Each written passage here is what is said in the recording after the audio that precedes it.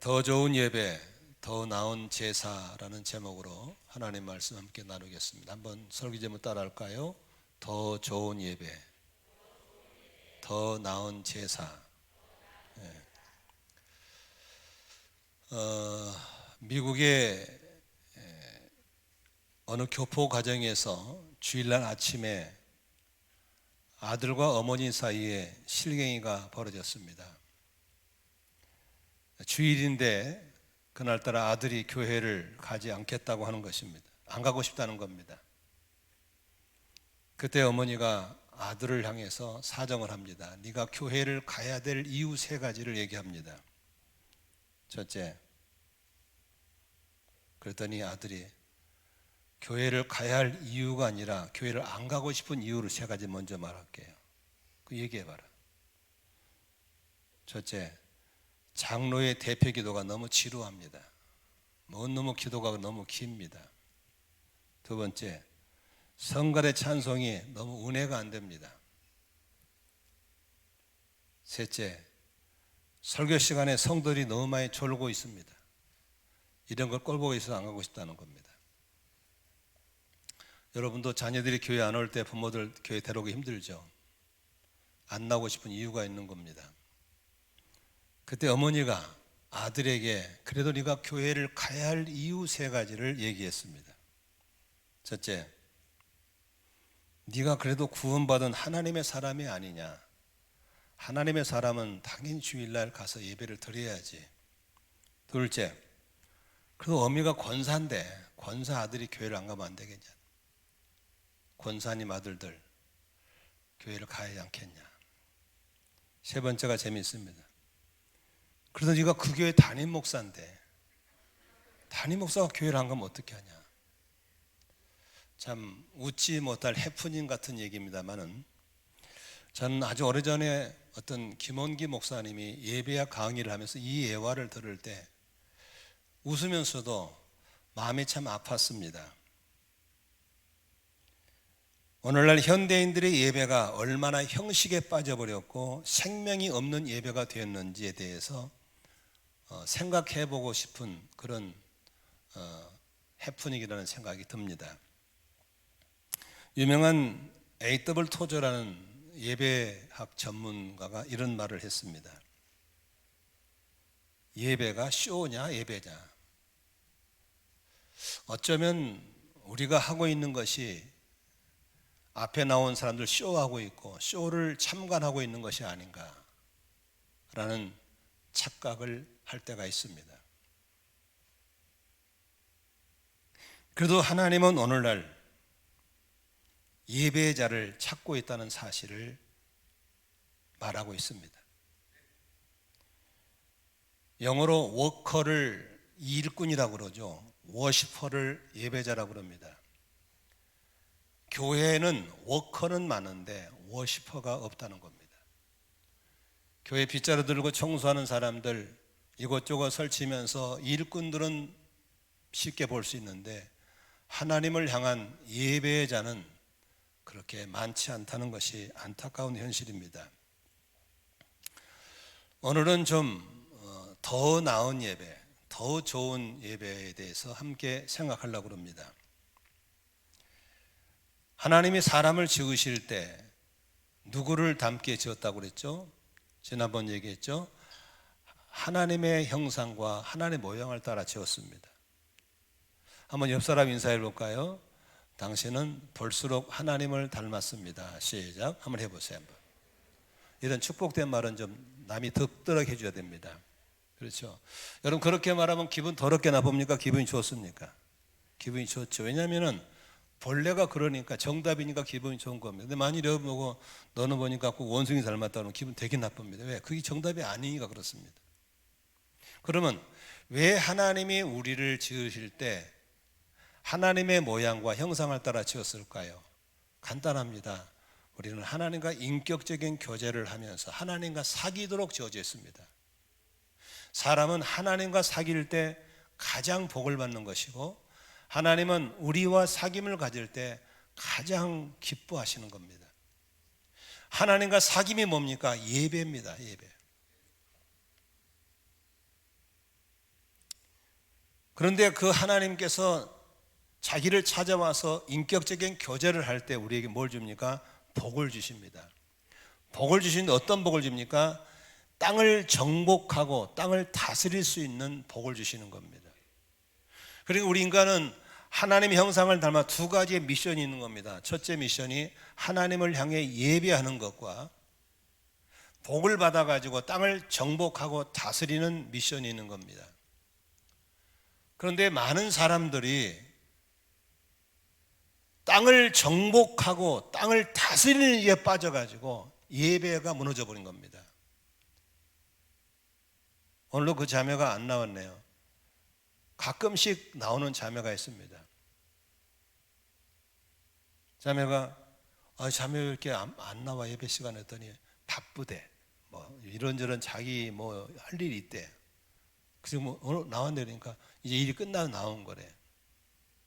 그런 사람은 땅을 정복하고 다스리기 우선이 되어버리고 하나님을 예배하는 것이 이의가 되어버린 겁니다. 너무 많은 분들이 그렇게 살고 있습니다. 그렇게 될 때 하늘의 복이 끊어져 버리면서 뒤죽박죽 엉망진창이 되어버립니다.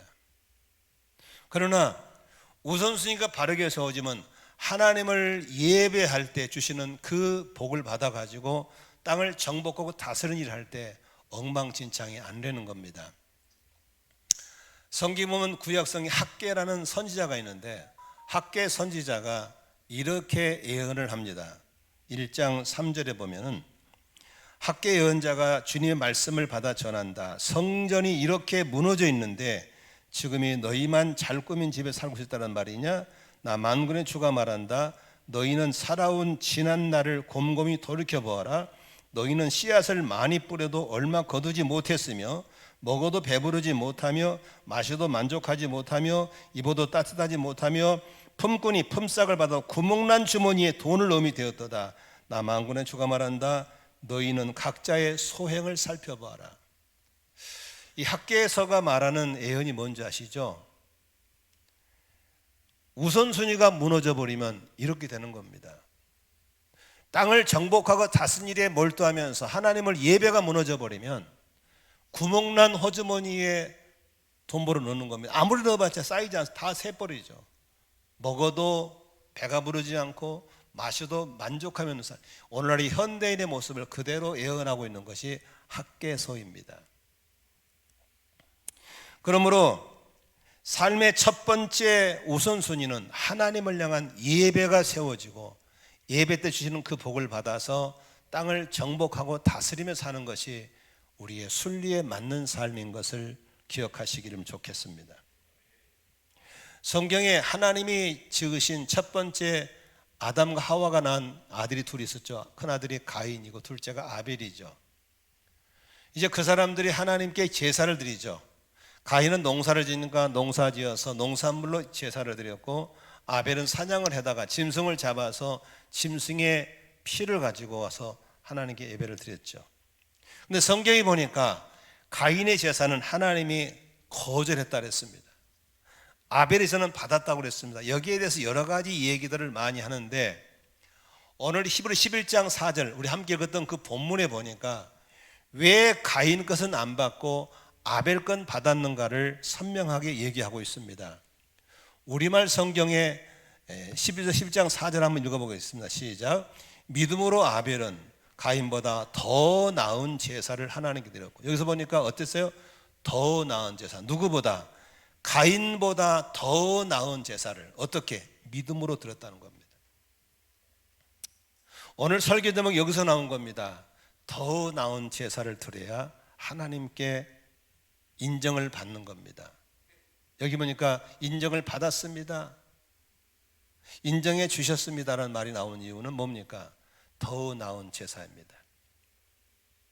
오늘도 저와 여러분이 더 나은 제사, 더 좋은 예배를 드릴 수 있기를 주의 이름으로 축원합니다. 더 좋은 예배, 더 나은 제사를 드리기 위해서 나의 예배를 돌아보는 질문의 시간을 갖도록 하겠습니다. 첫 번째로, 지금까지 살면서 수천, 수백만에 수백 번, 수천 번의 예배를 드렸을 겁니다. 아마 모태신앙자들은 수천 번 드렸을 겁니다. 저 같은 경우도 목회만 40년을 넘게 했으니까 얼마나 많은 예배를 인도해 봤겠습니까? 얼마나 많은 예배를 참여해 봤겠습니까? 여러분, 그 예배 가운데 어떤 예배가 가장 최고의 예배, 내가 경험한 최고 예배는 언제 드린 어떤 예배라고 생각이 됩니까? 평생 잊을 수 없는 감동적인 예배는 어떤 예배였는가 한번 생각해 보면 좋겠습니다. 두 번째 질문입니다. 성경에는 수많은 예배, 수많은 제사가 있는데 성경에 나오는 수많은 예배들 가운데 어떤 예배를 여러분 최고의 예배라고 꼽고 있습니까? 예를 들어 말하자면 오늘 소개한 나 자신을 드린 아벨의 제사가 있겠고, 이삭을 제물로 삼아 아브라함이 드리던 모리아 산의 예배, 헌신을 드리는 예배가 있었죠. 야곱을 이스라엘 바꾼 야복 강가에서 야곱의 예배, 기도로 고관절이 무너질 만큼 드렸던 기도의 예배가 있었죠. 갈멜산 꼭대기에서 850대 1의 영적 전쟁에 승리한 엘리야의 영적 전쟁에 승리한 예배가 있겠죠. 최고의 예배의 모범을 보이신 예수님의 십자가 예배, 다 이루신 완성 예배가 있겠죠. 마가의 다락방에서 드린 120명의 성령 충만한 성령으로 드려진 예배가 있겠죠. 여러분 또 질문은, 나는 과연 그러면 워커인가 워시퍼인가? 나는 예배자인가 교회를 일꾼으로 다니는 건지 예배자로 다니는 건지 자신을 점검하면 좋겠습니다.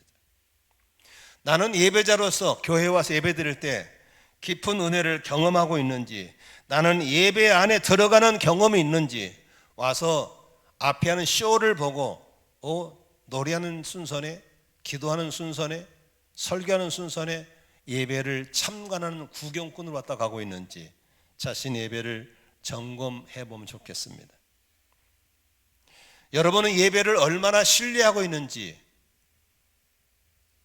예배에 대한 얼마나 신뢰성을 갖고 있는지 한번 점검해 보십시다.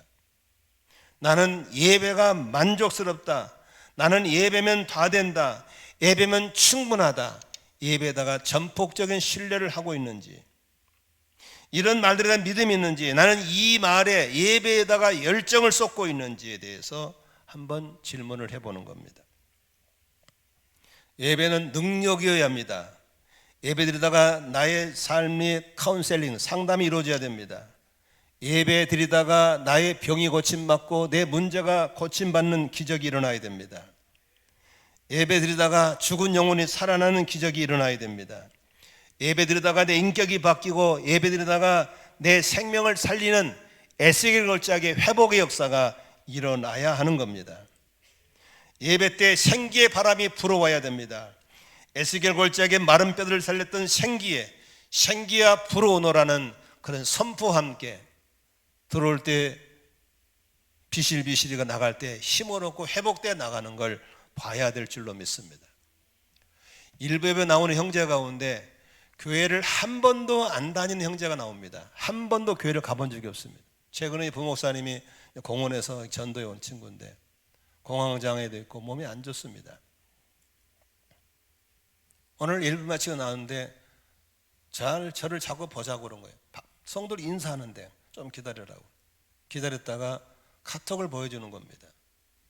그러면서 목사님이 지난주에 한 설교 이 부분이 내게 찾아와서 내가 너무 감동이 돼서 이 내용을 우리 어머니한테 카톡을 보냈습니다. 엄마한테 이렇게 답장이 왔습니다. 여러분, 그 친구는 교회를 처음 온 친구입니다. 최근에 몇 번 나온 겁니다. 그러나 예배 시간에 운행하시는 성령님이 그 아이를 찾아가는 겁니다. 그게 뭐냐면 지난주에 평화를 만드는 사람들은 상처를 치유받는다는 그 얘기 때문에 걸린 겁니다. 자기는 부모의 관계가 안 좋았다는 거예요. 그런데 용서했나 사실고 주보이는 걸 그대로 써다가 엄마한테 보냈더니 엄마한테 답장이 오는 겁니다. 아버지는 병을 놓은 사진도 보여주더라고요. 예배는 참관자에게는 참관은 끝나는 겁니다. 그러나 예배에 들어오면 성령님의 터치가 일어나서 치유와 회복과 카운셀링이 일어나는 것입니다. 여러분은 예배를 뭐라고 정의를 내립니까? 시간 되면 왔다 가는 것이 예배입니까? 늦게 올 수도 빨리 올 수도 있고 뭘 그거 따집니까? 예배 시간에 급하면 뭐 문자도 할 수 있고 나가 전화도 받고 올 수 있는 것이지. 여러분 나름대로 예배에 대한 정의가 있겠죠. 그러나 여러분 성경에서 말하는 예배는 그게 예배가 아닙니다. 예배는 하나님과의 만남입니다. 예배는 하나님의 임재 안으로 들어가는 것입니다. 예배는 하나님을 찾게 하고 하나님을 보게 하고 하나님을 움직이게 하는 것이 예배인 걸 믿으시기 바랍니다. 교회가 왜 존재합니까? 선한 일 하려고요? 영혼권 하려고요? 제자 만들려고? 중요하죠. 영혼권 제자 만들었다는 게 뭘로 알 수 있습니까? 예배가 달라져야 제자가 된 겁니다. 저는 수없이 제자를 해왔습니다. 수료하는 거 중요하지 않습니다. 그게 뭐 중요합니까? 당신이 정말 제자를 제대로 했다는 것은 예배를 드린 것만 알 수 있습니다. 예수의 제자 예배는 다릅니다. 예수의 제자 예배는 다르다는 겁니다. 영혼을 구원받은 사람의 예배는 다른 것입니다.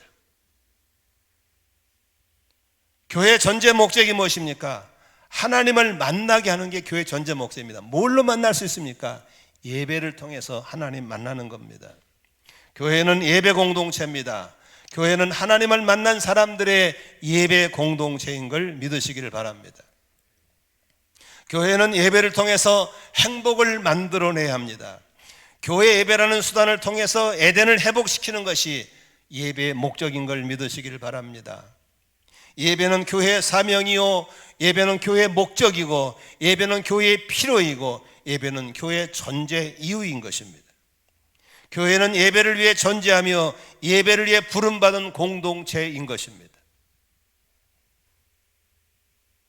교회의 목적, 존재 목적은 성도들로 하여금 하나님을 바라보도록 이끌어주는 것이 교회의 존재 목적인 것입니다. 교회에서 예배드리다가 하나님을 볼 수 있기를 주의 이름으로 축원합니다. 교회에서 예배를 드리다가 예수의 피가 보이기를 바랍니다. 예배 때마다 그리스도가 나타나야 하고 그리스도가 보여져야 되는 겁니다. 하나님을 볼 수 있는 예배, 하나님을 만날 수 있는 예배, 하나님의 임재가 들어가서 전기가 찌릿이 통하고 삶이 변화가 일어나는, 치유가 일어나는, 회복이 되는 그런 예배가 우리 가운데 더 나은 제사, 더 나은 예배 가운데 드려지기를 주의 이름으로 축원합니다. 그런 예배라면 사람들이 지각하지 않습니다. 사모합니다. 딴점 피우지 않습니다. 들락거리지 않습니다. 왜? 생명이 죽어가 오고 가는데 어떻게 그렇게 할 수 있습니까? 상상도 못할 일들이 지금 일어나고 있는 겁니다. 히브리 11장 6절에 우리가 잘 아는 구절 한번 같이 읽도록 하겠습니다. 믿음이 없이는 하나님을 기쁘게 해드릴 수 없습니다. 하나님께 나아가는 사람은 하나님이 계시다는 것과 하나님은 자기를 찾는 사람들에게 상 주시는 것을 믿어야 합니다. 저는 가능한 매주마다 나올 때 주정금도 드리지만 좀 감사거리를 찾아서 내 허점을 털어서 감사헌금을 드리는 습관을 가지려 노력하고 있습니다. 오늘도 주일날 나오기 전에 어제 저는 토요일 항상 헌금을 준비해 놓는데 감사헌금 봉투를 갖고 무슨 제목을 써서 감사할까를 생각하다가 딱 이 말 생각나요. 하나님은 상 주시는 분이지. 뜻밖의 선물, 뜻밖의 귀한 선물을 주실 것을 기대하면서 감사합니다. 믿으시면 아멘 합시다. 저는 그런 믿음이 있습니다. 뜻밖의 서프라이즈 할 수 있는, 깜놀할 수 있는 그런 선물을 주실 것만 같은 기대감을 갖고 예배 나오는 겁니다. 왜? 하나님은 자기를 찾아오는 사람들에게 그렇게 상 주시는 분인 걸 믿으시기를 바랍니다. 여러분이 만약에 그런 기대감이 없다 한다면 그 예배가 좋은 예배가 될 수 있죠. 교회 나올 때 막 가슴이 설레지는 거예요. 저는 오랫동안 목회하고 오랫동안 설교를 준비하면서 토요일 밤이면 집에 안 가고 교회에서 잡니다. 근데 항상 토요일 밤에 잠들 때 내일 소풍 가려면 내 마음이 설레듯이 내 마음에 설렘이 있습니다. 뭘로 설명할 수 없는 설렘이 있어요. 성도들이 내 설교 듣고 은혜 받을 거에 대한 기대감, 뜻밖의 안 오던 분이 나올 것 같은 그런 기대감. 오늘도 한 분이 또 뜻밖의 나오셨네요. 저는 그런 것들이 막 그 설렘이 있는 거예요.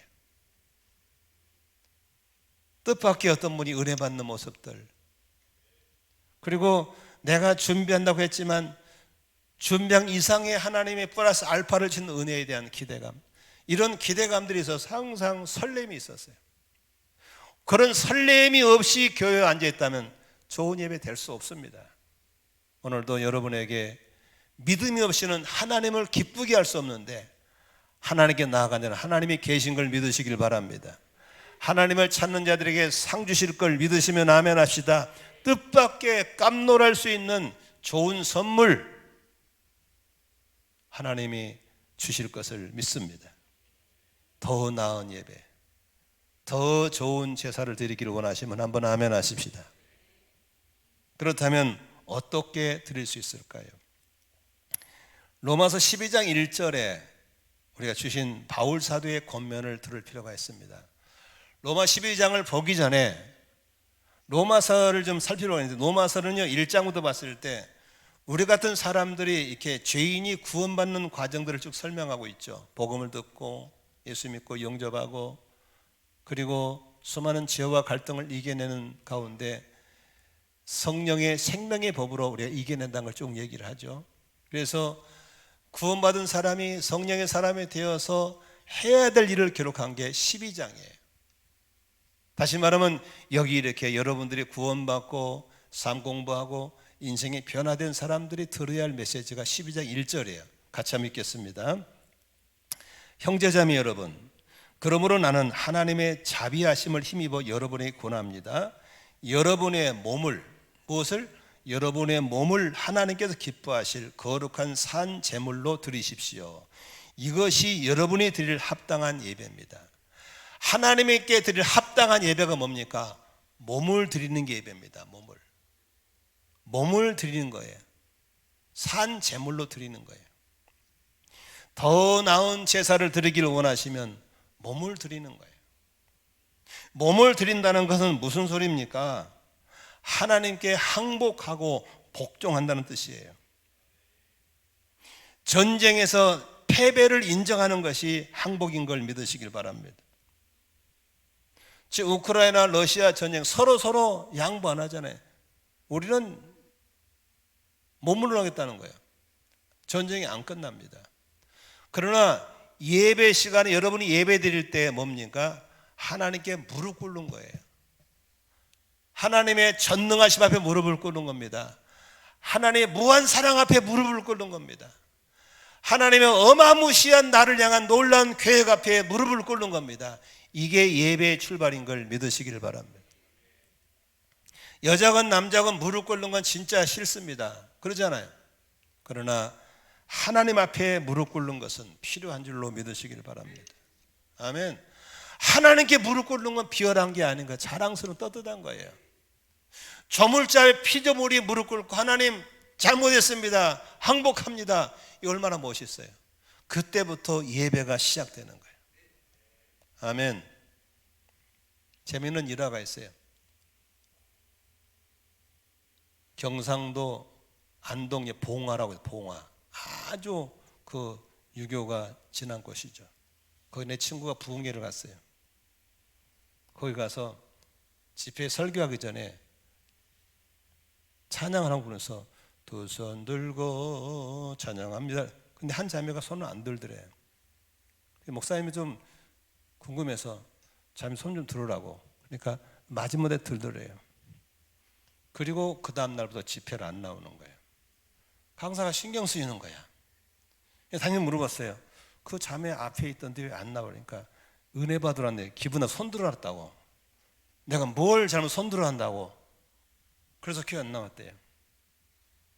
사람에게 손 드는 건 창피한 일이죠. 하나님께 손 드는 건 아름다운 거예요.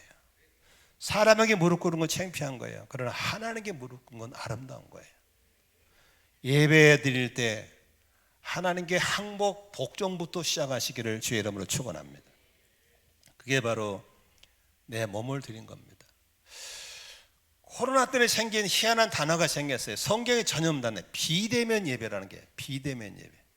여러분, 비대면 예배가 어떤 예배인지 아시죠? 내가 전염병이 걸렸어. 교회를 가고 싶어. 근데 가면은 남에게 해를 끼쳐.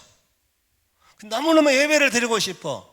그런 사람을 위해서 유튜브나 줌으로 드리게 해주는 게 비대면 예배입니다.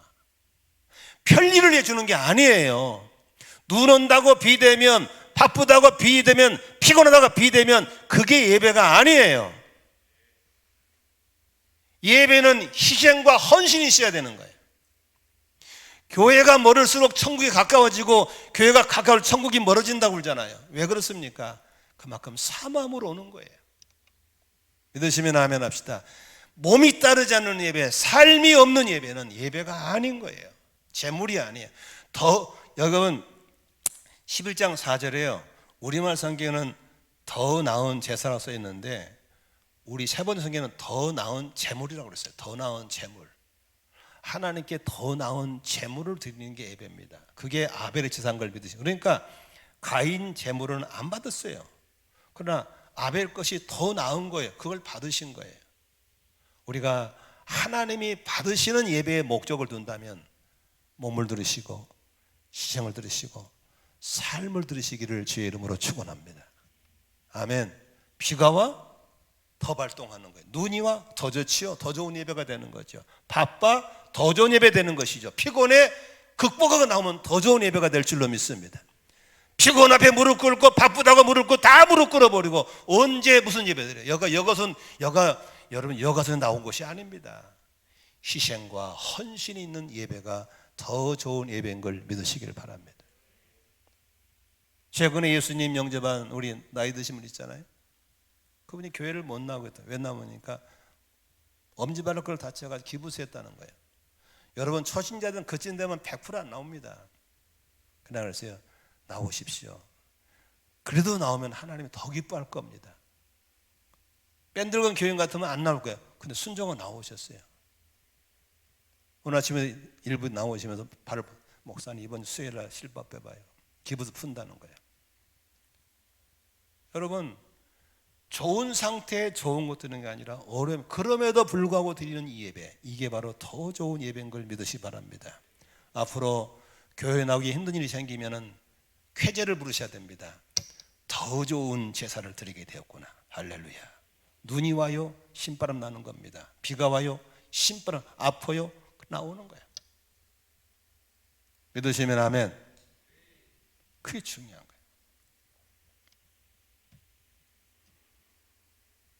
예배는 항복 복종이지만 예배는 자신을 비우는 시간이에요.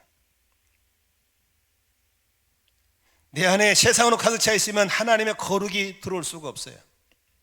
내 안에 나로 채워지면 하나님을 담을 수가 없어요. 욕망으로 가득 차 있으면 사랑을 담을 수가 없고, 절망으로 가득 차 있으면 희망을 담을 수가 없고, 죽음으로 가득 차 있으면 생명을 담을 수가 없는 거죠. 예배는 나를 비우는 거예요. 나를 버리는 거예요. 아멘. 가인은 자신이 가진 일부를 드렸지만 아벨은 자신이 가진 전부를 다 드렸어요. 더 나은 제사라고 하나님이 칭찬한 걸 믿으시길 바랍니다. 오늘도 이렇게 그런 예배자가 되기를 주의 이름으로 축원합니다. 더 나은 제사를 드리기를 원하시면 아멘 하십시다. 많은 분들이 예배에 대한 착각이 있습니다. 이렇게 모여서 드릴 예배면 끝인 줄 알아요. 아닙니다.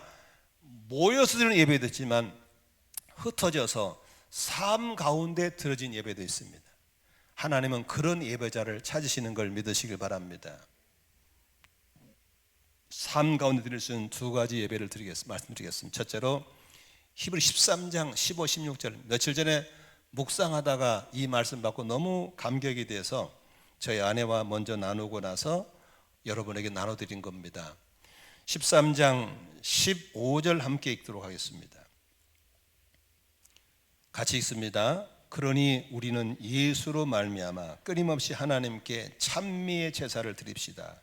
이것은 곧 그의 이름을 고백하는 입술의 열매입니다. 믿으십시오. 하나님께 뭘 드리자? 찬미의 제사를 드립시다. 이것이 뭐다? 입술의 열매입니다. 이사야서 43장의 21절에 보면요, 제가 좋아하는 구절인데, 이 백성은 나를 위하라고 내가 지은 백성이다. 그들이 나를 찬양할 것이다. 이게 세번역 성경입니다. 개역개정 성경에 이렇게 써 있습니다. 이 백성은 내가 나를 위해 지었나니 나를 찬송하게 하렵니다. 나를 찬송하게 하려고 지은 거예요. 다시 말하면 우리를 지으신 하나님, 우리를 구원하신 하나님은 왜 우리를 왜 만들었냐? 당신을 향해 찬송 부르라. 찬송 부르는 건 선택이 아닙니다. 우리에게 준 미션인 걸 믿으시기 바랍니다. 찬송은 해도 되고 안 해도 되는 거지. 찬송은 당연히 해야 되고 꼭 해야 되는 걸 믿으시길 바랍니다. 왜? 그것이 나를 지으신 목적이고 나를 구원하신 목적이거든요.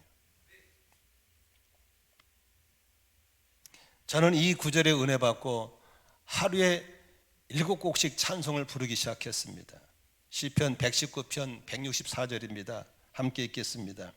주님의 공의로운 규례들을 생각하면서 내가 하루에도 몇 번씩 7번씩 주님을 찬양합니다. 시편 기자의 노래입니다. 저는 이걸 보면서 시편 기자도 7번씩 했는데 나도 하루에 7곡씩을 불러드리자. 그래서 이걸 나의 미션을 삼고 새벽기도 나면 2곡 부르고 내 방인가 5곡을 부릅니다. 은혜가 되면 10곡도 부릅니다. 계속 부릅니다. 그래서 찬송과 젖어드는 겁니다. 그러니까 찬송 속에 젖어 살다 보니까 하나님의 임재가 사는 겁니다. 나도 모르는데 들리는 말이 있습니다. 제가 학교 교수할 때 학생들이 강의하기 전에 제가 짤막한 찬양을 같이 부르거든요. 그러면 학생들이 그럽니다. 교수님, 다른 교수님의 강의할 때는 없는 건데 왜 교수님의 강의를 하면 하나님의 임재가 느껴집니까? 로를 합니다. 비결은 뭐겠어요? 찬송 부르면 그렇게 되는 겁니다. 어디가 대표 기도를 하면은 꼭 자기 찾아옵니다. 목사님이 기도하시면 하나님의 임재를 느껴집니다. 비결이 뭡니까? 저도 모르겠어요. 굳이 비결이 있다면 찬송 부르는 삶입니다. 그런데 이게 요령이 생긴 거 어느 날 보니까 띄어쓰고 안 할 때가 있고 그렇게 이빨 빠지기 시작하고 있더라고요. 나도 모르는 사이에. 요령이 생긴 거죠. 그런데 7번 찬송 부르는 생활을 내가 간 데마다 강의를 하니까 이 강의 은혜 받은 분들이 찬송을 부르는 거예요. 7곡씩. 곳곳에 있어요. 연락해. 나는 지금도 하고 있다는 분들이 있어요. 최근에 이 동네 목회한 한 목사님이 은혜를 받고 7곡 부르는 거예요. 매일. 어느 날 삶을 나누는데 그분이 그런 거예요. 목사님, 우리 예배 시간에 말이에요. 참 희한하게 하나님의 임재가 있어요. 비록 작은 개척교회지만 하나님 임재를 강하게 느끼고 있어요. 딱 그 순간에 내가 내게 있는 복이 저리 가버렸구나. 내가 창시자인데 나는 자꾸 빠지고 있구나. 즉시 회개하고 좋은 건 또 회복해야 되는 겁니다. 아멘. 찬송을 부르는 겁니다. 찬송을 부르세요. 놀라운 일이 생길 줄로 믿습니다. 찬송 부르는 건 선택이 아닙니다. 우리가 마땅히 해야 할 우리를 지으시고 구원하신 하나님을 향한 우리의 미션이 되어야 될 줄로 믿습니다. 아멘. 음악 하는만 부른 게 아니에요. 하나님은 곡조와 가사 중요하잖아요. 우리 아내가 찬송 부르면요 개사를 다 해버려요. 혼자서 별거 다 갖다 붙여요. 곡조 있는 기도가 되는 걸 믿으시길 바랍니다. 여러분 찬송 부를 때 놀라운 일이 생기는 걸 믿으시면 아멘 합시다. 하늘이 열립니다. 진짜로 열립니다. 역대하 20장에 보면요 모압과 암몬군이 쳐들어옵니다. 이스라엘 치려고. 그때 여호사밧 왕이 어떤 전략을 세우지 합니까? 21절 20일 같이 보겠습니다. 여호사밧 백성들과 의논한 다음에 노래하는 사람들을 뽑아 거룩한 예복을 입히고 군대 앞에서 행진하게 했다. 또 노래하는 사람들이 주님께 감사해라. 그의 인자심이 영원하다면서 주님을 찬양하게 했다. 22절 같이 읽어요. 시작. 노래하는 사람들이 그렇게 노래를 부르니 주님께 복병을 시켜서 유다를 치려온 암몬 자손과 모압 자손 세일산에서 온 사람들을 치게 하셔서 그들을 뭐 했다? 대파하셨다. 찬양만 불렀어요. 감사 찬양만 했어요. 그랬는데 하나님이 숨겨놓은 복병들이 나오게 해가지고 적진들을 대파시켜버린 걸 믿으시길 바랍니다. 찬양 부르면 놀라운 일이 생깁니다. 하늘이 열리는 걸 믿으시길 바랍니다. 신약 성경 가볼까요? 사도행 16장에 보니까 바울과 사도가 복음을 전하다가 감옥에 갇힙니다. 수갑 채웠어요. 쇠고랑 채웠어요. 한밤중에 얼마나 절망이 밀려오겠습니까? 근데 한밤중 절망의 때에 바울과 시라는 뭘 합니까? 같이 한번 읽겠습니다. 16장 25, 26절 같이 읽습니다. 시작. 한밤쯤 되어서 바울과 실라 기도하면서 하나님을 찬양하는 노래를 부르고 있는데 뒤에서 듣고 있었다. 그때에 갑자기 큰 지진이 나서 감옥의 터전이 흔들렸다. 그리고 곧 문이 모두 열리고 모든 죄수의 수갑이며 착고가 풀렸다. 인생의 한밤중에 바울과 실라는 낙심좌절하지 않고 하나님을 찬양한 줄로 믿습니다. 하나님을 찬양만 했는데 지진이 일어나고 묶였던 게 풀어지면서 옥문이 열리는 기적이 일어난 걸 믿으시기를 바랍니다. 찬양의 능력을 경험하시기 바랍니다. 입술의 열매 다 불평하는데 입술로 감사하는 겁니다. 다 불평을 많은데 찬양하는 겁니다. 얼마 전에 한 교포가 모처럼 한국을 다녀간 이후에 쓴 기사를 만화로 한 걸 내가 보내준 적이 있죠. 모처럼 한국에 와보니까 너무너무 잘 사는 거예요. 편리하고 너무 좋고. 한 가지 이해가 안 되는 것은 왜 이렇게 입에서 못 살겠다 죽겠다 그렇게 말을 많이 안타깝다는 거예요. 여러분 우리나라처럼 편하고 좋은 데가 어디 있어요? 복지 좋죠. 편의점 많죠. 인터넷 잘 되죠. 이렇게 좋은 나라 살면서 왜 이렇게 못 살겠네 죽겠네 밉네 곱네.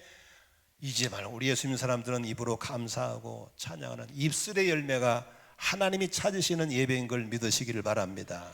믿으시면 아멘. 불평하지 마세요. 감사하세요. 노래를 부르세요. 한번 불러볼까요? 찬송을 부르세요. 찬송을 부르세요. 놀라운 일이 생깁니다. 찬송을 부르세요. 할렐루야. 감사하고 찬양하고. 마지막 두 번째로 해야 될 좋은 제사가 있습니다. 그건 16절을 같이 보겠습니다. 13장 16절 같이 읽습니다. 시작. 선을 행함과 가진 것을 나눠주기를 소홀히 하지 마십시오. 하나님께서는 이런 제사를 기뻐하십니다. 이런 제사를 기뻐하시는데 어떤 제사입니까? 착한 일 하세요. 선을 행하는 겁니다. 가진 것을 나눠주기를 좋아해야 됩니다. 사람은 악을 행하며 살 수도 있고 선을 행하며 살 수도 있고 사람은 마귀를 닮을 수도 있고 하나님을 닮을 수도 있는 것이 사람입니다. 왜 그럴까요? 우리 안에 사탄 마귀 영이 들어오면 우리는 악한 자가 되고 마귀를 닮게 되고 우리 안에 사탄을 내보내고 하나님의 영이 들어오면 우리는 하나님을 닮게 되고 선하게 살 수 있습니다. 예배를 드릴 수 있는 예수 믿는 사람들은 악한 영이 나가고 우리 속에 하나님의 영이 들어와 계신 걸 믿으시면 아멘. 그러므로 하나님의 영이 우리를 와서 우리를 지배하고 다스리게 되면 당연히 우리는 뭐 해야 돼요? 착한 일 하게 되고 가진 걸 나눠주게 돼 있어요. 가끔씩 교회 다니는 사람이 목사가 장로가 나쁜 짓 하다가 감옥 가고 그런 거 보시죠. 그 사람들은 탈을 쓴 목사 장로지 그리스도인이 아닌 겁니다. 정상적인 그리스도는 절대로 나쁜 일을 못하게 되어 있습니다. 왜 그럴까요? 우리 속에 하나님의 영이 계신 걸 믿으시기를 바랍니다. 내 안에 하나님의 영이 들어와 계신 걸 믿으시면 한번 아멘 해보십시다. 우리는 하나님을 닮게 되어 있고 우리는 착한 일을 하며 살게 되어 있습니다. 그래서 하나님께서 다니면서 삶 속에서 착한 일을 하고 살 때 그 삶의 열매를 통해서 하나님이 더 나은 예배자로 받아주시는 거예요. 그런 예배가 있기를 바랍니다. 근데 요새는요 너무 복지가 잘 돼가지고 착한 일 하기 힘들어요. 다 동사무 다 해버려. 할 일이 없어. 그런데 아니에요. 언제든지 빛이 있으면 어둠이 있는 겁니다. 그늘진 곳이 있어요. 우리가 도와줘야 되고 착한 일을 베풀어야 할 곳이 있다는 사실을 믿으시길 바랍니다. 우리 교회 주변에는요, 착한 일할 맘만 먹으면 많이 있어요. 우리 교회 주변에 원룸들이 많아요. 원룸들이 많다 보니까 아무래도 바닥 인생들이 많아요. 담배를 피워도 꼭 교회 와서 피워요. 꽁초를 교회 뒤에다 버려요. 주차장 빌려준 것도 얼마나 감사합니까? 그렇죠? 그러면 차만 주차하면 좋은데 차 타고 내릴 때 차에 쓰레기를 내려놓고 가. 그때마다 너희 새끼 너 다음부터 오지 마 이럴 수도 없잖아요. 누군가 버리면 누군가 주워야 되는데 우리 교회는 건물을 전문으로 관리자가 없어요. 누군가 해야 돼요. 여러분 교회가 항상 깨끗한 이유가 쓰레기가 저절로 없어지나요? 아닙니다. 누군가 착한 일을 하신 분이 있어요. 살펴보세요. 누군가 쓰레기를 줍고 다니고 누군가 꽁치를 치운 분이 있어요. 우리 건물이 550평입니다. 이 건물이. 여러분은 늘 사용만 하지요. 관리자가 없어요. 근데 건물이 깨끗이 유지됩니까? 누군가 유리창을 닦고 다니고 누군가 소변 대변 본 자리 치우고 있어요. 선한 일은 찾아오잖아요. 내가 찾아가 사는 거예요. 여러분 계단 청소 사는 집에 내가 사는 계단만 쓰지 말고 내가 안 쓰는 계단도 청소 좀 해보세요. 우리 모두 착한 일을 해보세요. 1일 1선, 1일 2선, 3선이라 좋습니다. 작정하시고 꼭 매일 삶에 착한 일을 시도해 보세요. 하나님이 그걸 보시고 우리를 통해서 영광을 받으실 줄로 믿으시길 바랍니다. 이게 바로 삶의 예배인 겁니다. 또 삶의 예배가 하나 뭐가 있습니까? 13, 26절 보니까 가진 것을 나눠주기를 소홀히 하지 말아라. 여러분 지금 여러분 호주머니에 통장이 얼마인지 모르겠어요. 여러분은 아시겠죠? 그거 여러분 것 아닙니다. 하나님 것에 맡겨놓은 걸 믿으시 바랍니다. 여러분 거라고 여러분 거 언제면 그걸 쓰고 싶어 쓸 수 있을 때 내 것이에요. 갖고 있는 내 게 아니에요. 삼성 이건희 회장님이 5년 동안 누워 계실 동안에 라면 하나 못 끓여 먹었어요. 어디다 뭘 못 써 입었어요. 왜? 자기 것이지만 하나님이 허락하지 않으면 못 쓰는 거예요. 그러므로 가지고 있는 것을 어떻게 써야 됩니까? 가난한 사람들에게 흘러보내는 것이 하나님에 향한 삶의 열매인 걸 믿으시길 바랍니다. 굳이 해야 됩니다. 우리는 그동안에 움켜쥐는 것이 내 건 줄 알아요. 움켜쥐는 건 내게 아니에요. 움켜질수록 다 빠져나가 버립니다. 하나님이 은혜를 주셔야 안 빠지게 할 걸 믿으시길 바랍니다. 아멘. 사건 사고 뻥뻥 터져 나가버린 겁니다. 다 나가버려요. 얼마 전 이 동네 어떤 분도 뭘 세법을 잘못 처리해가지고 1억 얻어마 1억. 여러분 서민이 1억 세금 내보면요 곤란합니다. 어떻게 방법이 없는 거예요. 우리 안에 있는 걸 가지고 어떻게 합니까? 가난한 사람, 나보다 더 가난한 사람 나눠주는 겁니다. 근데 나눠줄수록 하나님의 채워짐이 크기 때문에 절대로 망하지 않습니다. 두 사람을 소개하겠습니다. 우연히 유튜브에서 뽀빠이 이 아무개 있잖아요. 그분 기사를 보게 됐습니다. 그분이 키가 158cm더구만요. 충남 예천 사람이더만요. 1944년생이고 너무너무 어렵게 태어나는데 태어난 애가 빛이 버리니까 죽은 줄 알고 엄마가 뒷산에다 묻어버렸어요. 근데 작은 어머니가 불쌍하다고 핏덩어리를 닦아가지고 다시 집에다 놓으니까 다시 살아난 거예요. 얘가 이틀 만에. 그래가지고 너무너무 약해가지고 6살 때 처음으로 걸었대요. 6살 때. 몇 달 동안 말도 못하고 6살 때 처음 걸었대요. 얼마나 가난하게 살았어요.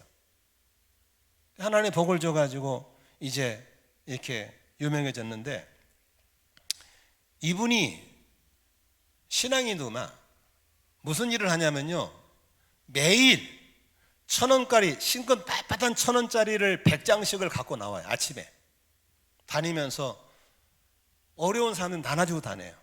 청소 아저씨한테 아저씨 석장, 아줌마 5장 막 주고 다니는 거예요. 시장에 다니면서. 그래서 무조건 하루에 1,000원짜리 100장이면 10만 원, 10만 원을 풀고 들어가요. 이걸 하루 이틀 한 게 아니고 50년을. 와, 대단한 50년을.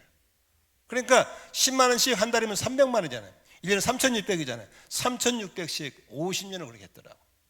근데 그분이 하는 말이, 주면 줄수록 그렇게 기쁘고 주면 줄수록 하나님이 복을 주신다는 거예요. 끊임없이. 너무너무 신비하다는 거예요. 예, 그 동네 사는 뭐 골목에 청소받치들, 식당에 아줌마들, 뭐 노점상들 다 알아요. 주면서 아줌마 복돈, 아저씨 복돈 주고 다니는 거예요. 항상 은혜이 줍니다. 한 번 더 소개하겠습니다. 여러분, 가수 션 아죠? 션 부인 정혜영이. 이 사람들이 결혼 생활하면서 신혼 첫날 두 사람이 뭘 생각합니까? 우리 한번 기부해보자. 하루에 10,000원씩만 해보자. 하루에 10,000원씩 기부하기 시작한 것이 지금은 숫자를 세할 수 엄청난 것을 기부하고 있어요. 그리고 기부천사가 되어버렸죠. 하나님이 그렇게 사는 것을 보고 뭐라고 그래요? 삶의 열매를 통해서 더 나은 예배자라고, 더 나은 제사를 드린다고 축복하는 거예요. 남에게 받으다가 전해주는 것은 NGO 사역이죠. 그것은 중요하지 않아요. 내게 있는 걸 주는 거예요. 오늘도 우리의 삶 속에 가난한 이웃들에게 내 가진 것을 흘려보내는 예배자가 되시기를 바라고, 내 가진 재능, 내가 아는 신앙을 가지고 선한 일을 베푸는 삶의 열매가 있기를 바라고, 눈을 뜨고 살아가면서 입술로 감사하고 찬양을 불러드리는 입술의 열매가 있기를 주의 이름으로 축원합니다. 결론의 말씀드리겠습니다. 하나님은 오늘도 예배자를 찾으십니다. 모여서 드리는 예배도 예배지만 나 흩어져서 여러분 삶 속에 드려지는 그리스도의 향기가 예배가 될 줄로 믿습니다. 더 나은 제사, 더 좋은 예배 드리기를 원하시면 아멘 하십시다. 삶이 드려지는 헌신의 열매, 찬송을 삶의 미션 여기며 부르는 입술의 열매, 선행과 구제를 삶의 미션으로 실천하는 삶의 열매가 드려지기를 바랍니다. 더 나은 제사, 더 좋은 예배를 드리려 결단하는 여러분을 통해 하나님은 춤추고 노래하시고 여러분들에게는 하늘복을 주실 것이고, 그 복으로 땅을 정복하고 다스리는 복덩어리로 살아가시기를 주의 이름으로 축원합니다. 축원합니다. 기도하겠습니다.